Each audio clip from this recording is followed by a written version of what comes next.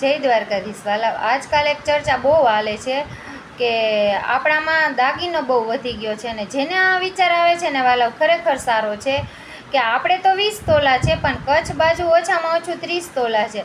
હવે જે લોકો રૂપિયાવાળા છે એને 20-30 તોલાથી કંઈ જ ફરક નથી પડતો, પણ એક સામાન્ય માણસ હોય ને એને આનાથી બહુ તકલીફ પડે છે.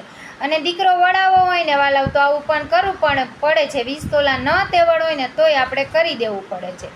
હવે એના માટે શું થાય છે, કાં તો આપણે વીઘા વેચીએ, અને બીજી ડિમાન્ડ હોય ભાઈ શહેરમાં મકાન નહીં જોઈ, એટલે મકાનને દાગીના બધું ન થાય એટલે કટકો એક આપણે વેચી નાખી. જે આપણા બાપ દાદાના પરસેવો પડ્યો હોય ને વાલાવ, એ પરસેવો પડ્યો ને એની આજે જમીનની આ કિંમત છે વાલાવ. પણ દીકરાને વડાવવા આપણે એ પરસેવાને વેચી દઈએ છીએ, અને તોય કોઈ ગેરંટી નહીં કે આપણા દીકરાનું ઘર હાલશે. એવી દીકરીને તમે હથેળીમાં રાખશો તો એને રહેવું હોય છે તો રહે, નકર વરદીમાં તો ફીંડલા વારીને આપણી પથારી ફેરવીને વહી પણ જાય. એટલે વાલાવ થોડુંક સમજો કે આ 20 તોલાના બદલે 5-6 તોલા બરોબર છે. અને કાં સિટીમાં મકાન હોય ને કાં તો ગામડે જમીન હોય, બેમાંથી એક થઈ શકે વાલાવ. અત્યારે માંડ માંડ આપણા પેટ ભરાય છે, સમજીએ ને તો આપણે. જેની પાસે નથી ને વાલાવ એની વાત થાય છે હો.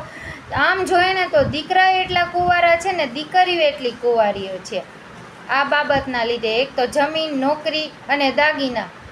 મારે જ છે દીકરી અને મારે જ છે દીકરો. શું કરશું?